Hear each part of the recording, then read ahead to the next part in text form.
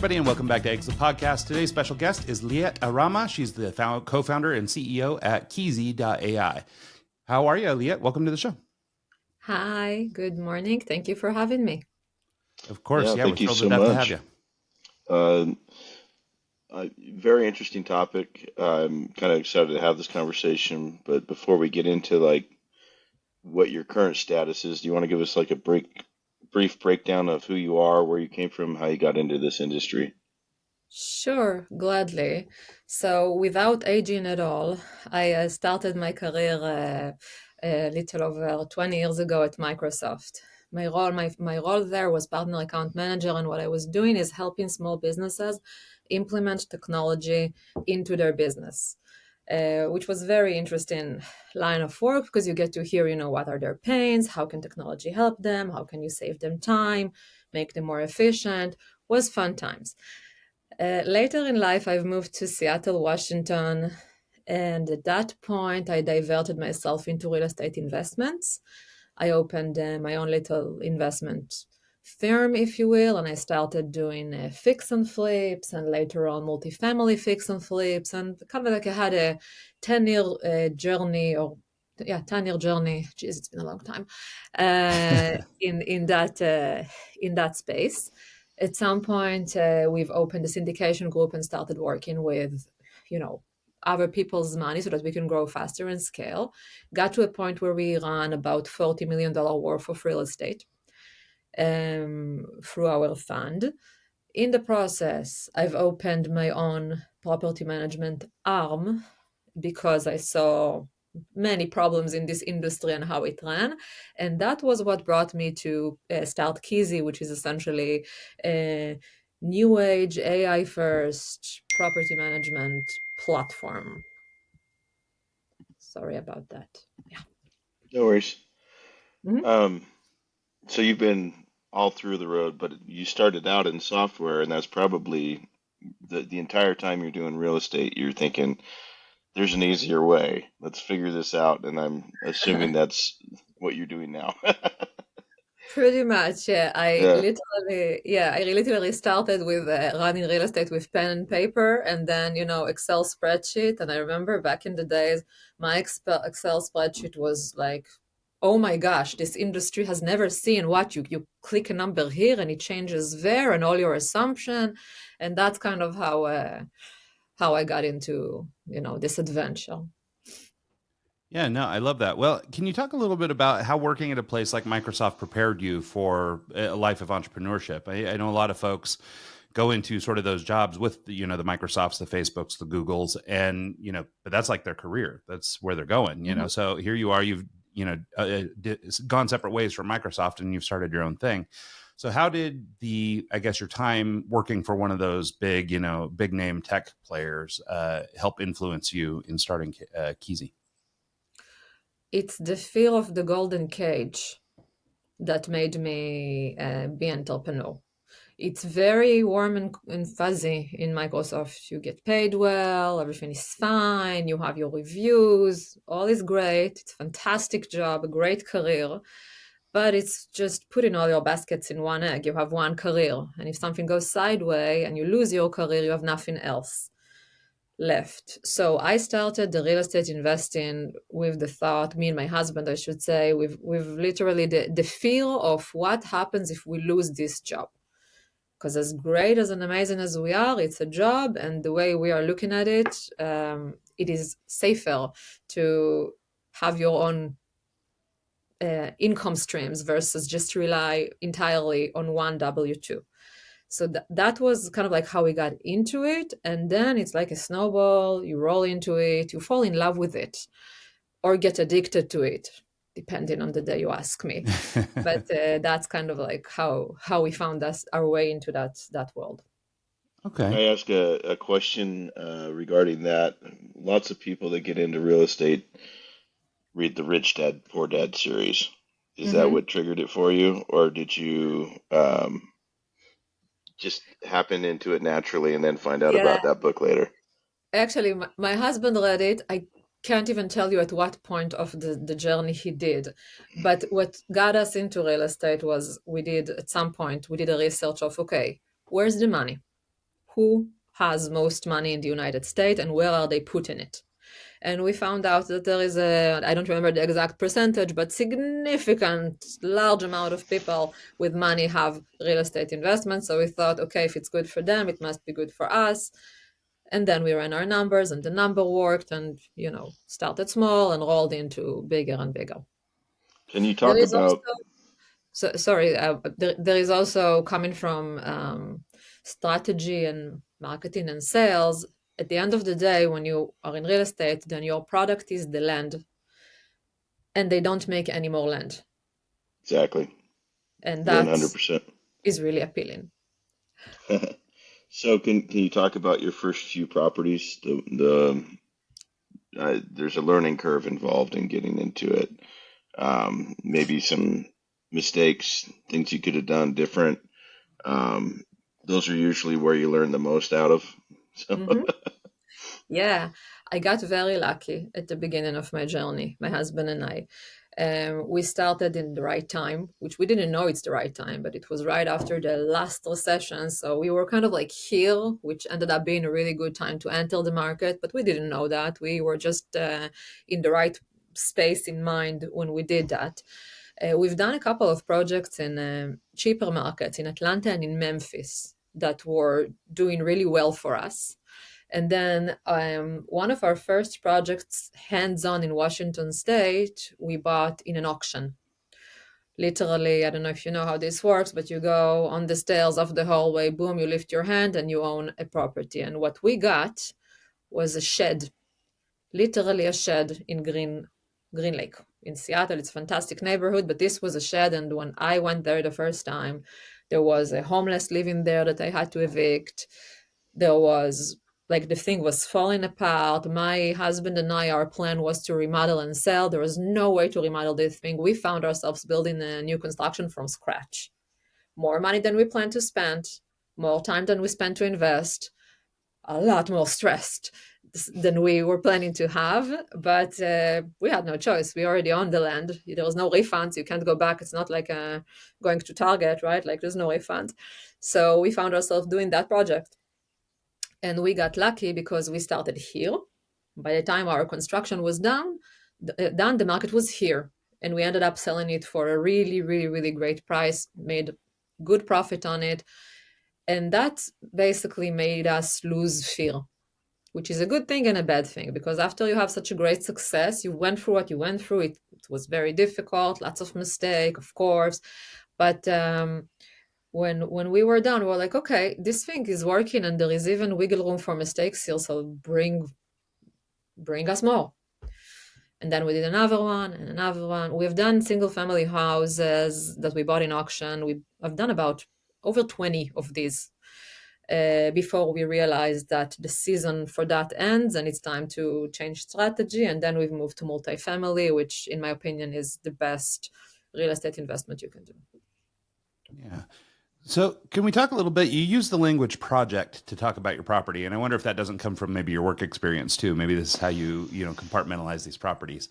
But I'm wondering about it, and I guess I really like the idea of thinking about it as a project, because I think there are a lot of people who are maybe interested in getting into real estate, but it is intimidating and it's scary and it's expensive and it's all these things.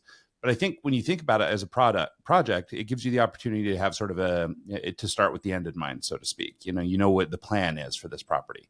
Where I think a lot of people think about investing, like, I'm going to buy this thing and now I have 2 houses and like, what am I going to do? And it's a lot to manage, So I think people talk themselves out of doing the work because of that. Do you think in your experience, like if you were going to encourage somebody, because I have to imagine even for you guys, even if you're doing pretty well financially, just based on your job alone, and you had somewhat of a safety net, let's say, but as you started to move into your first property, like I imagine there had to be a little bit of trepidation or a little bit of, fear before you actually pulled the trigger on it. And I mean, what was it that I guess gave you guys the courage or the boost to just say, you know what, let's go for it? Microsoft Excel. It is a project. It has a start and a finish. You start, you buy something, you have a plan what you're going to do with it. Are you going to remodel? Are you going to rent? Are you going to flip? There is a project, or sometimes there's multiple exit strategies to the project. You put all of that on the Excel, And then you start the tab that calls worst case scenario, and you run the worst case scenario. And then you tell yourself, okay, if everything, not everything, but if most of the bad things will happen at the same time, this is what I'm risking. And now it's a financial decision. That's it. So it is a project, and that is probably something I picked up from Microsoft first time I think about it, but that's how we look at every single real estate investment. And as a matter of fact, that's how we look at every decision that we make in our life.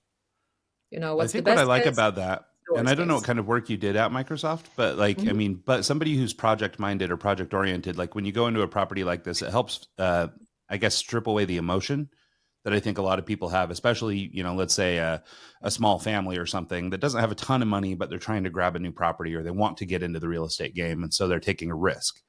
Mhm. And I think that, to your point, using something like a spreadsheet to really just lay out the numbers and treat it like a business or like a project rather than, this thing that we need to have feelings about, unlike the home that, you raise your family in or whatever. I think that might be one of those little hacks that might help people get over the sort of the emotional hump or the trepidation. Just do the numbers work or don't they work? Yeah. I'll give you another tip. The way my husband and I were working in the beginning, and we are actually until today. So I am visionary. I can look at the building and see the potential. My husband is not. If he goes into a slum, it looks like a slum to him. He cannot see the potential, but he can read Excel spreadsheet. So the way we were working, I would go see the property, tell him what numbers I need to turn this into something pretty. He would go on the Excel. We would both, vouch for the Excel, and that's it. He wouldn't go and look at the property until after we bought it, because if he, in the few times that he did, we ended up not buying it because he mentally cannot see what I can see. Even the house that we live in, he didn't want to buy. I told him I'll make that house pretty, and he's like, he could not see how is it even possible. And today he loves the house. It is pretty. Can I ask ru- how do you estimate the cost of the flip?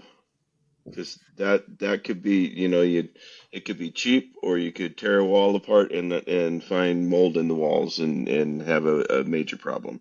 Like Yeah. how do you estimate that where you're not necessarily losing every time? So, first of all, that's exactly where the worst case, best case scenario comes into play.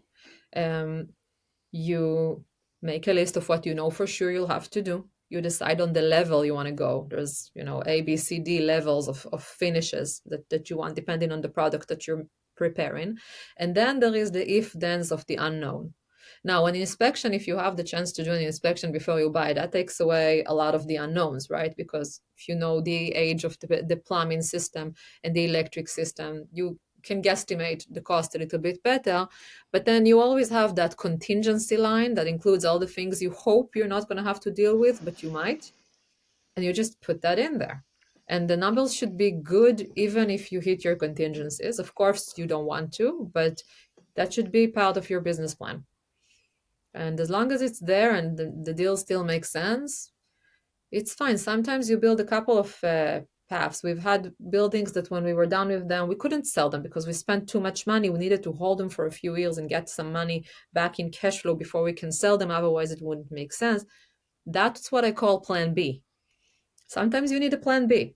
As long as you have a plan, a general plan, and you can go back to your Excel and strategize, you're good. It's a business. It's just like buying a stock. Okay. Can you? Yeah. Oh, go ahead, Mike. I was going to say, uh, being the property owner and managing property is an entirely different thing. Property management deals with, the lease, the Mhm. verifying the tenant, making sure that, they don't destroy the property in the process. The owner usually hires a property manager so they don't have to deal with that. Um, can you maybe talk about the nuances of doing property management versus owning the property? And what are some things that, um, why would someone want a property manager if they own property? Um, yeah. So I was using property management companies at the beginning, and I realized quite early on the journey that I don't like the way they work, because it's it's very emotional. Obviously, to be a property manager, you deal with feelings, you deal with tenants, customer service, but you also need to make decisions that make sense for the owner. The problem with the model is that a lot of time as a property manager, the decision that I would make are not necessarily good for the owner. For example, if I get paid every time I change a tenant, then I would prefer to move in tenants that will stay for 1 year versus moving in those that have families and will stay for a longer time. Or if I mark up repair and maintenance, then when there is a leak, let's tear off the wall and replace all the pipes in the kitchen. Why not? Versus if I'm the owner, then I would like you to maybe just fix the leak, but install a really, really good finishing trim that I can trust for a longer time.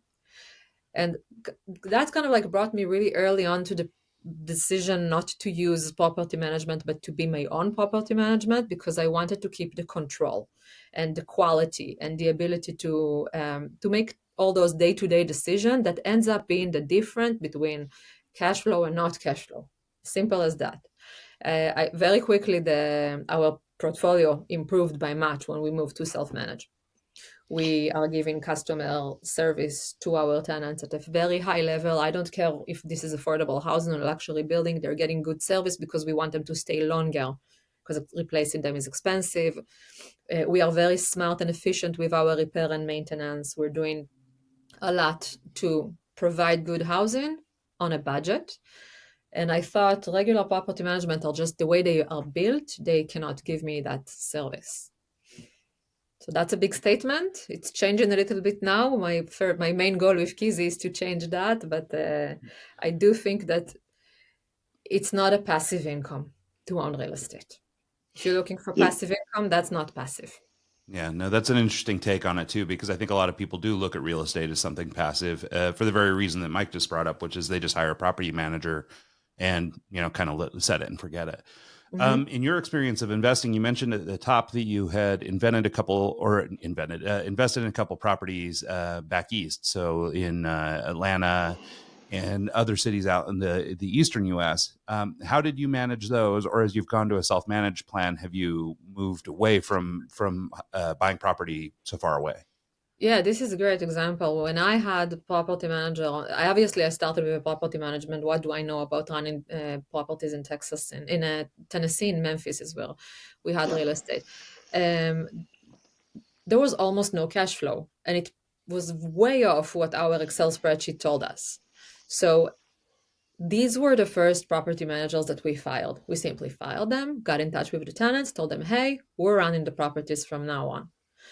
And the difference was huge. The tenant loved us. We had great relationship with them. We were able to remotely solve problems. I did send one time, I had to send somebody from Seattle to Atlanta to supervise a larger repair, but it was still cheaper than paying ongoing property management fees and get tenants replaced every year, because I don't know how those property managers are choosing their tenants, but it's not in my favor for sure.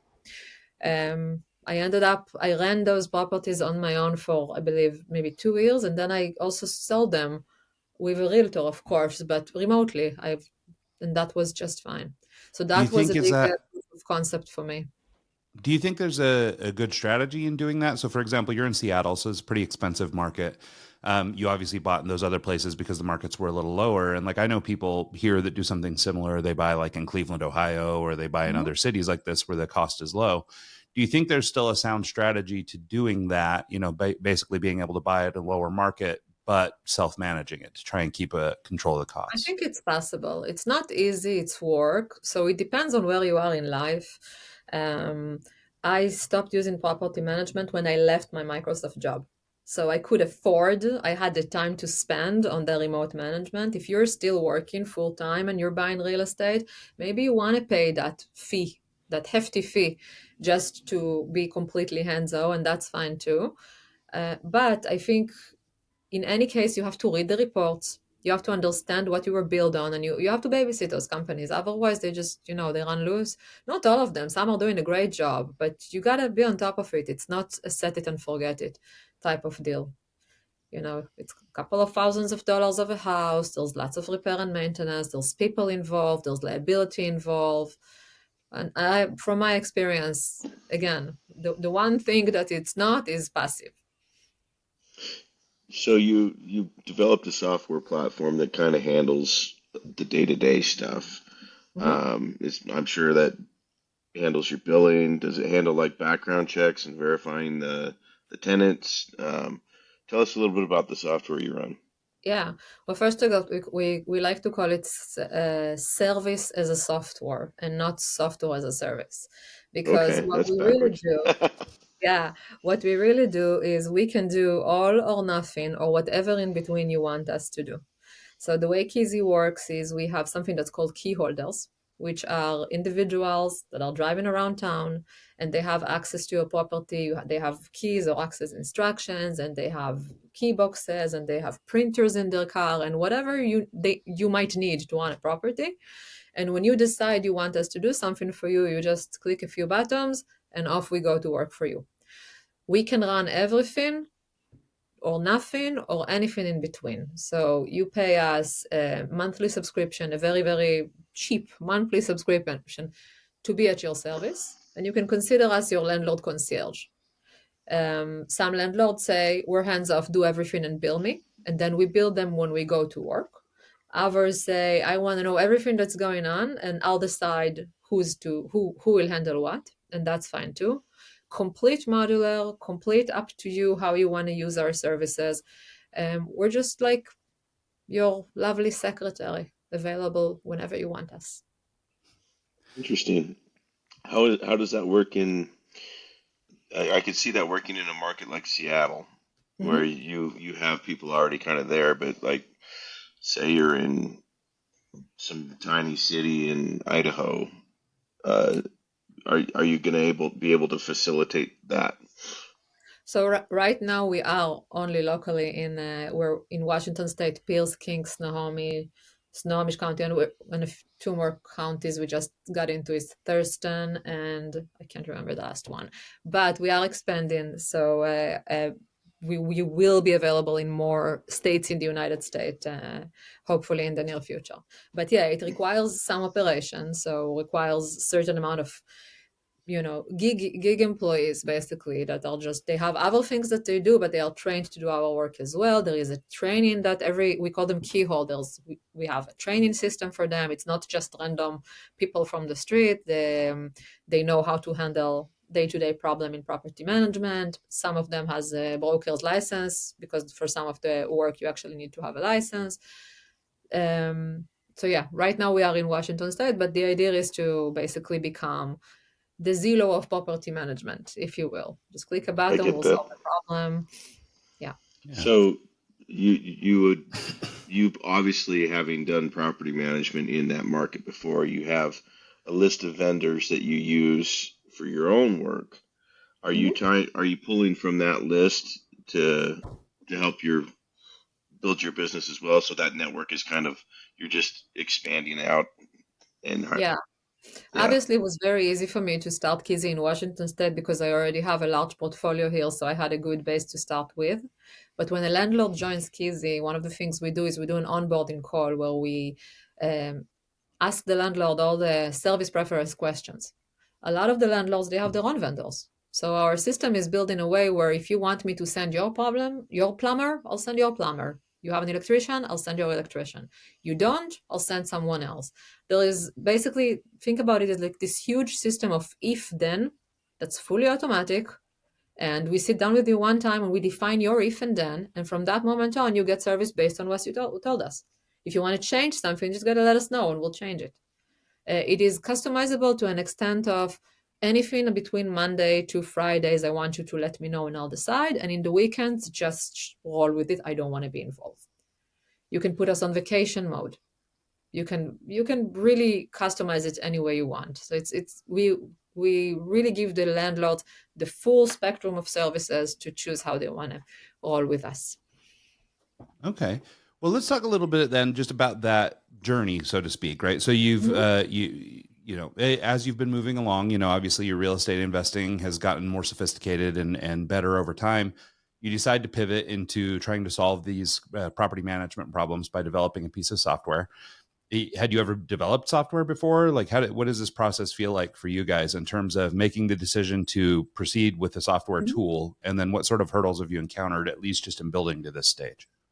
Yeah, I've never developed a software before. We've, hired and teamed with some people to help us out. It's been a painful journey.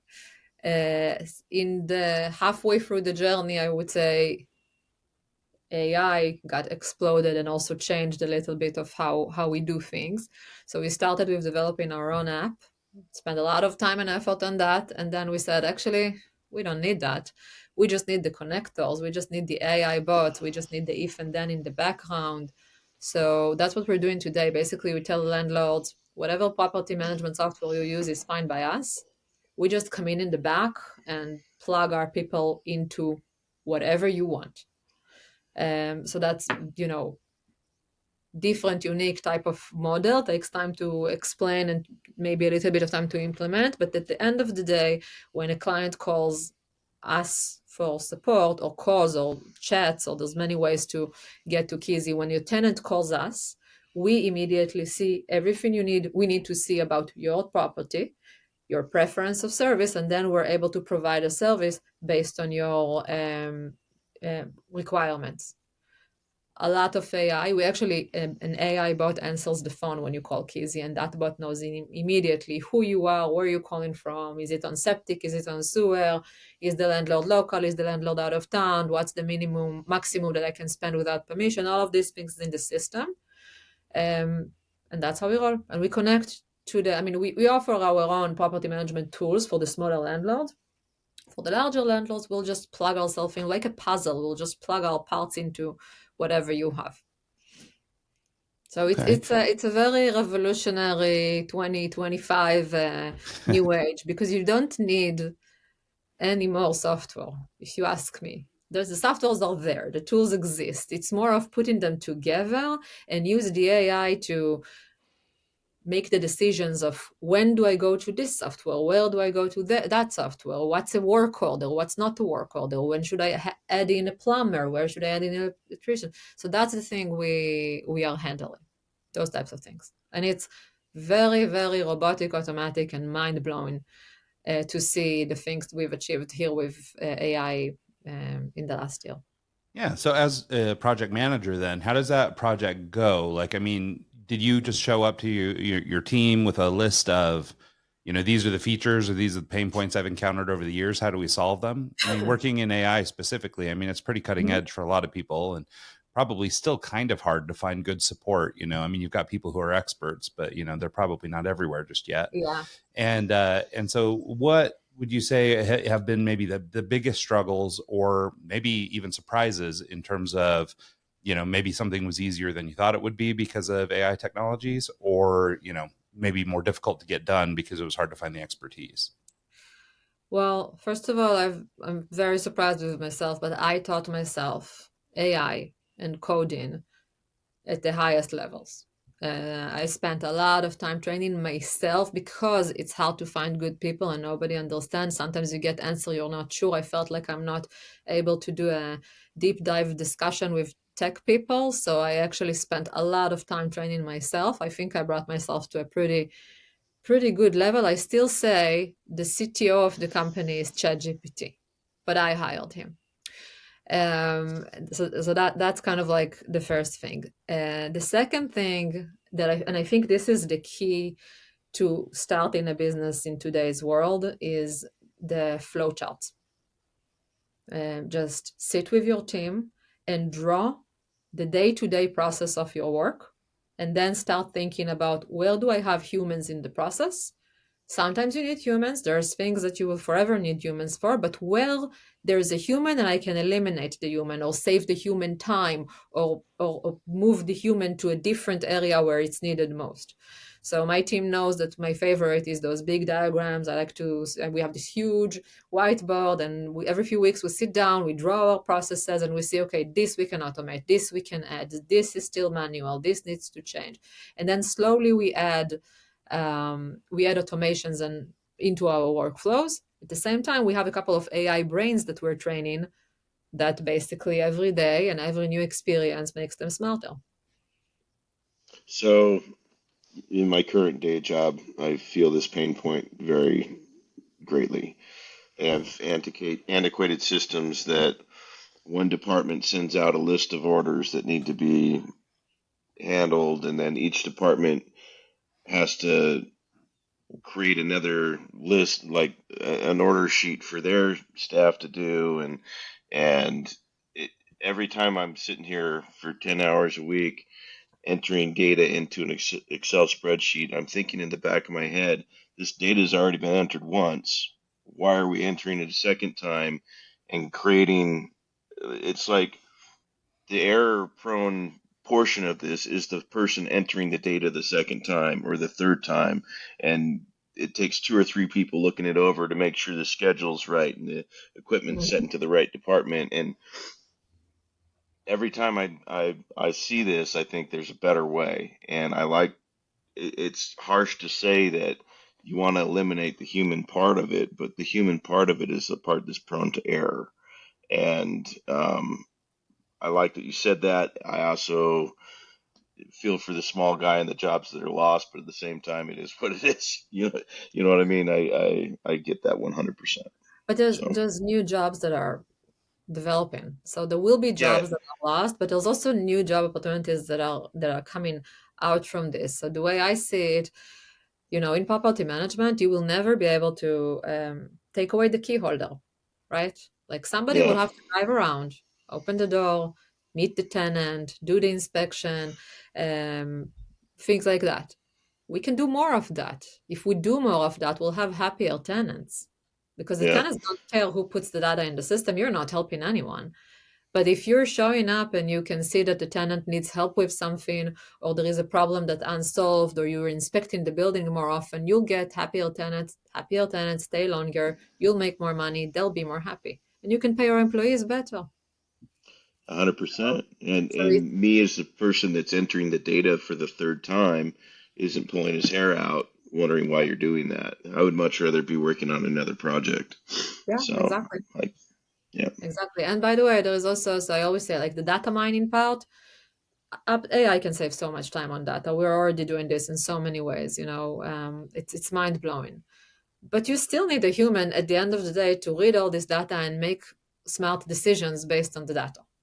And an AI yes, bot will not do that, at least not in the near future, maybe one day. So as I'm saying, there's new opportunities for people.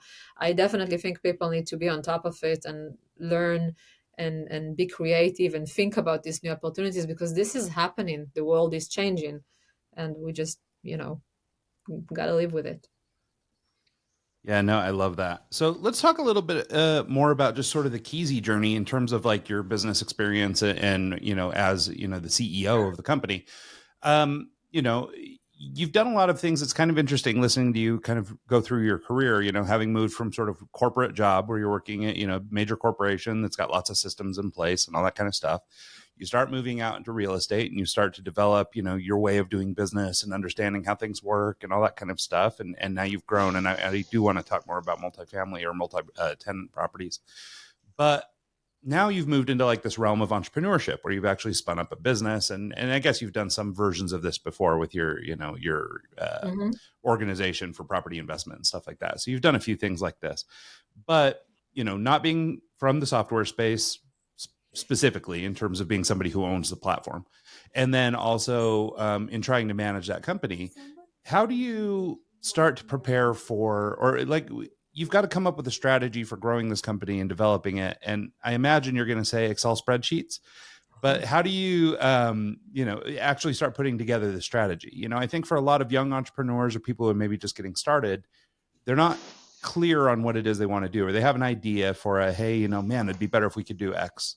But I don't know that they really sit down and think about what they or how they actually would go about achieving what it is they're talking about. And so I wonder if you talk about just in your own mind how you put together sort of the strategy for this in the first place. I mean, you obviously identified a problem and decided to go after it. But can you talk about that? And then let's talk a little bit about just like as you're into it, now you've got to grow this thing. And, we talked already about a couple pain points and getting into new markets and things like that. So can we talk about just sort of, I guess, the overall strategy of Keezy as a business owner and how you plan to move forward with it? Yeah.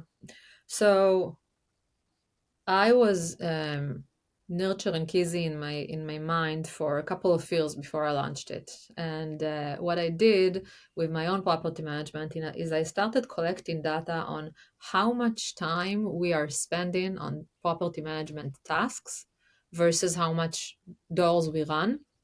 And kind of like I started to collect this basically P&L of that specific line of work.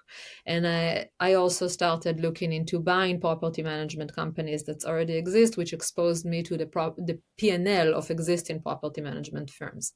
And I found, and this was more than 3 years ago, I found that I'm extremely more efficient than your standard property management. This was before AI. This was before we had a bot that's called Sam that answers the phone, or Cody Compliance that writes us the notices.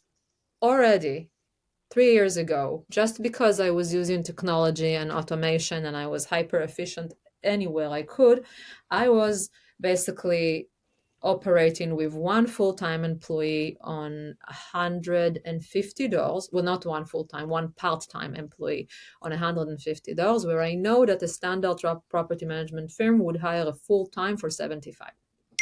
So that's a huge difference already. And we drilled down to that and we started looking at P&Ls of other companies, and we couldn't find any explanation to this other than just this is how it was always done.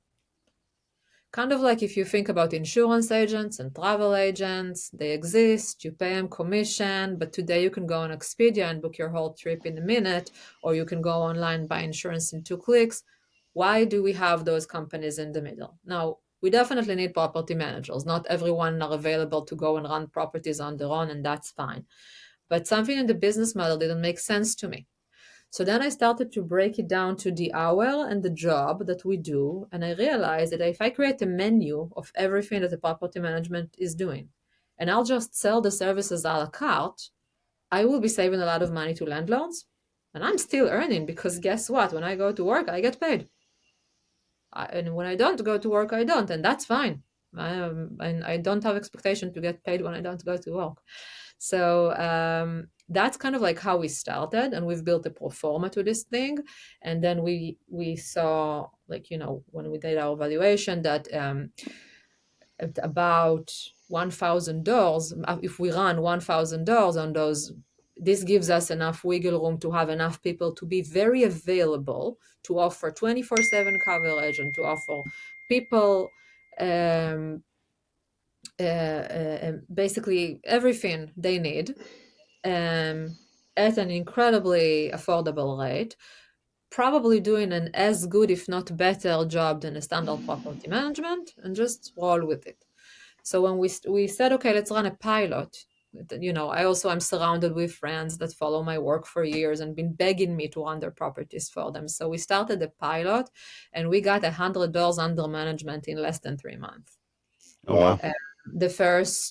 The first 30 or 40 are close friends that knows me very well and trust me, but the other 60 are word of mouth. It's just heard and joined. We've been operating for a little over a year now. We run 350 doors. We have zero retention. Like, nobody left us. Nobody left us. Everyone's super happy because of the flexibility, right? Yeah. Do it. Use us when you need us. Don't use us when you don't need us. We get the job done.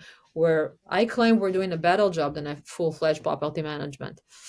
Because we give minimally, you just your model there, where you're really only paying if we're working, like that right Exactly. there is such a differentiator in the space.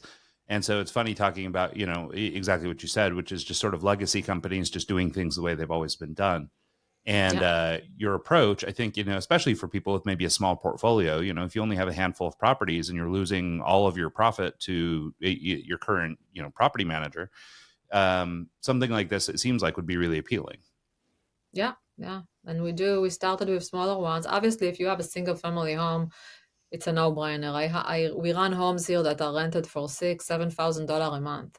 People used to pay $600 a month in property management fees. They pay us $45 per month for the exact same job. And then if something happens, we bill them. But property management also bill them when something happens, right? Like they charge extra to replace a tenant. They charge full month rent to replace a tenant. I charge $950 because I don't care what the rent is. I do the exact same job. I don't care if you collect 6,000, 5,000, 10,000, or 1,000. My work is the same. I budget, I believe, something like 10 hours to rent an apartment, so $950. We're good. Our key holders are getting paid $25, $30. There's profit for everyone there. And the bigger we are, the less we work because we also do route optimization. Think about key holders like Uber drivers. They don't just go left, right, left, right. They wake up in the morning and there is a bot that builds them the perfect schedule, minimize their mileage, optimize their day. So with all of these things in place, we are very profitable while we're providing a better service. No Yeah, I love complaints. that. And I think that that's like the big open door where AI is going to start changing things for the positive. Yeah. All you hear on LinkedIn or in the news or whatever is that about AI taking over the world and destroying everybody or whatever. But I do think that there's a real strong role for it in places like this. And I think that your business in particular is a great example of sort of how humans and AI bot overlords will work together in the future, and certainly, you'll be able to continue to optimize, and with data, you'll become more intelligent and things like that. And so, you'll end up building a very powerful platform on a lot less effort than it took to do it just, a few years Yeah, ago. I better because I work very hard. I'll tell you one thing about a startup, a tech startup versus everything else I did. When we started Keezy, I thought to myself, what's the big deal? Just another company. I already do property management. I already know real estate. Bring it on. It's a lot more work than I thought. I love it. I enjoy every minute, but I also say out loud multiple times, this is my last company, so it better blow up. Well, it's Can funny you because just last year I was working in a tech startup in the real estate realm, and that was actually one of the bigger hurdles for me as a product designer and as a fractional CMO in that company, was that I didn't come from the real estate space, and the software we're building is for the title industry, title and settlement industry, and trying to introduce Nice. AI and things like that. Yeah. And so, but the depth of knowledge required to get into the deep learning, the stuff that you've encountered just through experience working with property managers, Mm-hmm. is really hard to just teach, And so for myself, that was certainly a blind spot for me. It required leadership from people on the team who are much more experienced. And then bringing on new people was really challenging because they don't understand the work. And Yeah. so AI, obviously helped us a lot in terms of learning, but then applying AI to prospective customers, I think will be a real game changer for that software. I think this is the magical time of professionals from the service industry. If it's real estate, insurance, travel agents, concierge services, house cleaning, these are the people that needs to step up now and start AI first companies. Get rid of the manual work, focus on the service, lower your prices, and in exchange provide a better service because you're using all these technologies to optimize everything. That's the future. And there is Yeah. a lot of opportunities here for people to start new businesses, and all of those people that will lose their work because of AI, that's their opportunity. Join these types of companies and help build automation and help save time and reduce manual work, and really just we always say at Keezy, humans are the most important asset in the business. So can we not have a human, do Excel spreadsheets over and over and over? Can we keep the humans for where they're really needed? That's the plan, or like the vision. so say for example, Joe the plumber wants to follow your business model, wants to automate everything with Mhm. AI, get everything kind of going down that road. What would you recommend him to do first? Learn how to program or hire someone out to do it for them? You went down the learning on your Yeah. own kind of thing. Is there a certain model of AI to study? Like, what would your Yeah. recommendations for Joe the plumber be? First of all, fully understand the power of AI. Teach yourself not to program because ChatGPT can program for you, but teach yourself a little bit about AI and the potential and the opportunity. And then draw your workflow. Draw what happens from the moment the caller calls you and until it becomes a sale. What are the steps? Just build the steps and then look at that and see what can be done automatically or where does a human absolutely necessary. And I can tell you that if you're a plumber, everything can be automatic up to the moment that you're actually going to the client and fix the problem. I actually think that being a plumber today is one of the biggest opportunities. Plumbers and electricians that will catch this, they will build incredible companies. And then you need to start working on the automation. So if you're tech savvy enough to make that happen on your own, great. And if you can't, there's so many agencies that can help you as long as you bring them a very detailed spec. And the spec you can do because you've been doing this job yourself. You know exactly what happens. You know what a caller is asking when they call you. You know what it takes to book a meeting with them. You know how optimizing schedule is, very easy to do robotically or automatically, and that's what I would do. And I actually help. We have a lot of vendors at Keezy, and I love helping people and earn some good karma on the way. So I've been doing that. I've been drawing those sketches for vendors that I work with often, and then they go and they start working on it step by step. That's cool. Yeah, no, I think that it is really interesting. And I always hate talking about these, like teach ourselves AI to cut out the programmers, because our guy Mike here just finished a programming boot camp. So I always feel bad talking about AI rising in the programming space. But I will say that, like, for a person like Mike, who's just taught himself all the technology, and just like you were saying in your situation, I mean, it's almost like a superpower now, because you'll be able to take your knowledge and apply it to what AI can do for you. And it's really incredible. I mean, even in my own experience, I mean, I come from the visual side of marketing and design. So as an art director or creative director, and but now, like, even I'm able to go through and build full-blown applications, with authentication and all the things that, used to be really challenging or costly. It would be really expensive to get like a prototype off the ground. And at this point, I've done 3 separate ones that are all basically fully self-contained. Now, are they perfect? Probably not. And if you're a developer, my code would probably be disgusting. But nonetheless, it does the job. It says it performs like it should, and that's all been empowered by just working with AI.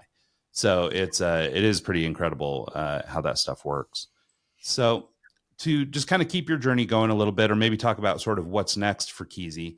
Obviously, scaling is a big piece of it, and trying to find new opportunities and grow your network, so to speak, because you are dependent on sort of human operators.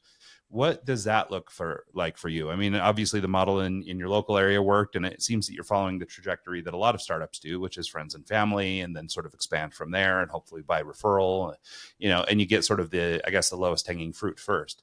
But as you start to break into other markets, and actually, I mean, semi recently, we had a guy that is a big property management guy on the podcast. And, so I know that there are people in this space that you're competing with, so what are you encountering, or what do you expect to encounter as you move into other markets? And what do you think that scale is going to look like?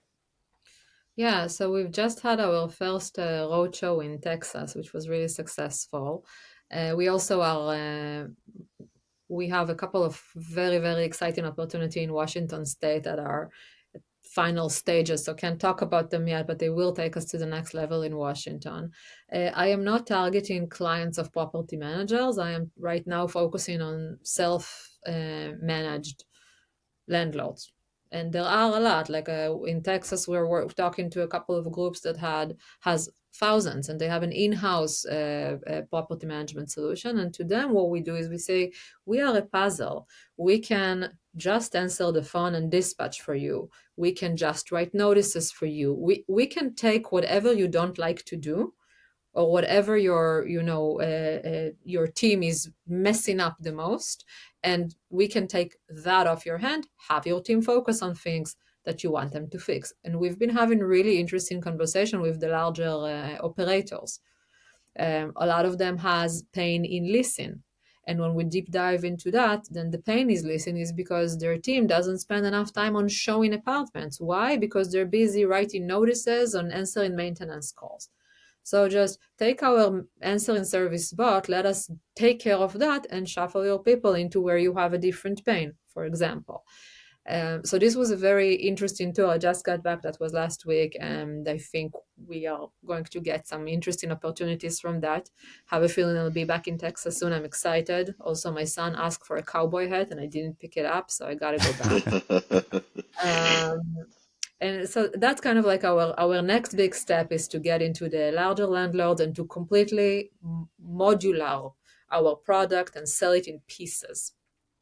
Yeah. So can you talk about, and maybe this is too inside baseball or technical, but I'm just trying to understand how the connection works or the interoperability works. Like, I mean, I guess sort of the traditional model would be, if a company exposes some API access and you can, get your tendrils into their organization that way.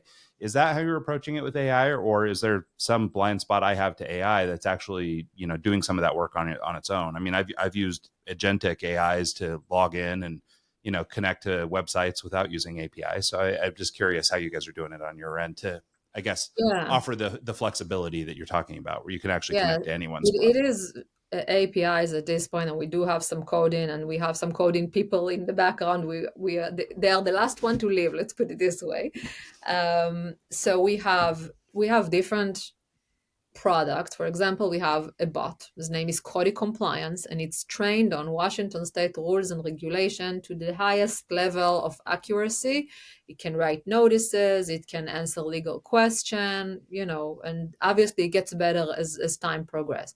That bot we can API into your property management platform, and then you can tell me, you can chat with the bot and say, hey, this tenant from this apartment didn't pay rent. The bot can read the ledger, the bot can write the notice, spits out the notice, perfect, ready to go. For example, we have the answering service bot that will answer the phone and take information about your maintenance request and ask questions. And when it's done, it takes that, textualizes the whole thing, throws it into the repair and maintenance platform that you're using. So I can't tell you that we work with all the softwares out there. We work with a few major ones right now. We are developing this based on our clients' needs. So our philosophy is client come in, asks for something, we get it done. Yeah, I love that. No, I think that's really interesting. And like I say, I just used a platform the other day to run a test, through a platform I'm trying to get out. And I was actually able to use it, and it would just log into the website and create its own user Yeah, account and stuff like that. So we're getting yeah. really to an exciting place with AI, where, because It I know, really just at least in my experience in working with the software company last year, I know that trying to connect, especially with older or legacy software, that's maybe not very current or doesn't maybe mm-hmm. have smart API access and things like that, or maybe has really dirty API access, Yeah. can be really challenging. So it's exciting that there's some new and interesting ways coming up to be able to access systems, just Yeah. because it's so difficult to try and stay caught up with every platform that's out there. Yeah, I mean, I agree. I don't know what happens in the AI labs and how they're training their next model, but I'm sure we will not need API soon. Right. It makes sense to me that from where we are now, how much more complicated is it for the bot to just log in and get the job done? But for now, we're obviously focusing on companies that do have open APIs and, those different ways to manipulate that. I can't tell you that I have a couple of developers that work with me. Every time I have a meeting with a client, I come back and they go, what did you promise this time? And I bring them coffee and I'm like, sit down. And I'm like, we're You're not doing gonna this, like I'm this. gonna do Yeah, it like this. we need to talk. Yeah. So, Yeah. But one it's thing. fascinating. Yeah, it really is cool. One thing I want to talk about that we just sort of skipped over, and it's probably out of order in this conversation, but that I would like to just kind of touch on here in the last closing minutes is you mentioned that you had kind of come across the discovery that it was more beneficial to get into multi-tenant housing or properties instead of single tenant or single Yeah. homes and things like that. I mean, besides the obvious idea that you can make 4 rents instead of 1, what other reasons would you say, or for maybe an initial investor, does it make sense to just skip the single home altogether and just jump right into multi-home properties or Absolutely. multi-family properties? Absolutely. Start with 2, 3, 4, anything but 1. Because when you have 1, of course, there's the obvious things and there's the economy of scale and all of that. But if you have 1 tenant and they're not paying rent, then you are bleeding.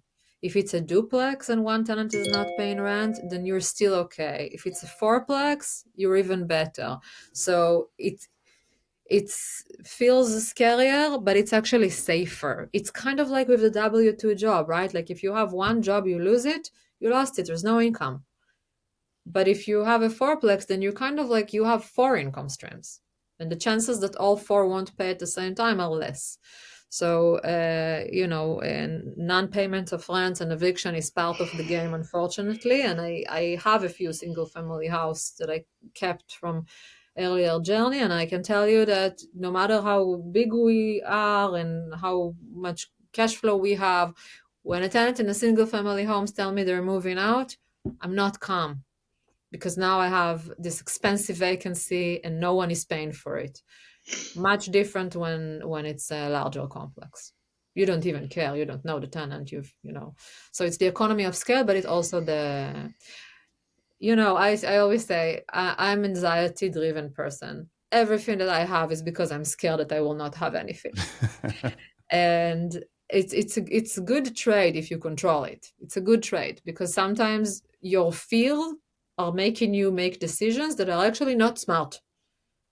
It feels safer to have a single family home, just one small, but it's actually not. It's much safer to have a building. Yeah, and I think that makes sense. I think, the cost is, can be prohibitive to move into like a multifamily property but I like what you're saying, even just like a duplex even. Exactly. Maybe you can't afford to leap to, a 60 unit complex or something, but maybe you could jump into a duplex or a triplex before, or even maybe build in an lieu. IDU. Build an IDU in the back. Create income from more than one source on the investments that you already have to start. Yeah. Not everyone will go and buy multifamily buildings tomorrow, but squeeze as much income as you can from different sources. Because if one leaves, then there's another one. There is also the notion of vacancy, right? Like when a house is empty, that's not good. Sometimes you get squatters, sometimes you get damages, sometimes you get a water leak and you don't know because you haven't been there all week and there's no tenant. So by having more than one tenant, you also have someone watching. Yeah, So no, it makes true. sense. Yeah. Yeah, cool. Well, hey, we're starting to get to the end here. Can we just take a quick minute and have you break down how can people get in touch with you if they'd like to try out Keezy or learn more about it? Where can they do that? Yeah, absolutely. So if you go to Keezy.ai, so K and the word easy, and it stands for give me the keys, I'll make it easy. Because at the end of the day, when you join Keezy, you give us a copy of your keys, and then we're available to serve you whenever you want. So Keezy.ai, if you go on the website, then obviously a chatbot will attack you and offer you to answer questions and to talk to us. And then if you ask, it will let you schedule a 30-minute consultation call with me that we call Optimize Your Operation. And then we go on a call and we talk for 30 minutes about what you like about your properties, what you don't like, how can we help you, how can we not help you. And these are fun conversations. And that's probably the best way to get a hold of me. Of course, I'm also on LinkedIn and social media and all of these things. But honestly, if you want my full attention, book a 30-minute Optimize Your Operation chat. I'm happy to talk always. Awesome. Love it. Thank you so much for your time. Thank you for Great having conversation. me. I am really, really excited for the opportunity and appreciate your time. Yeah, absolutely. And thanks so much to everybody who tunes into the show this week and every week. And we'll see you guys next time.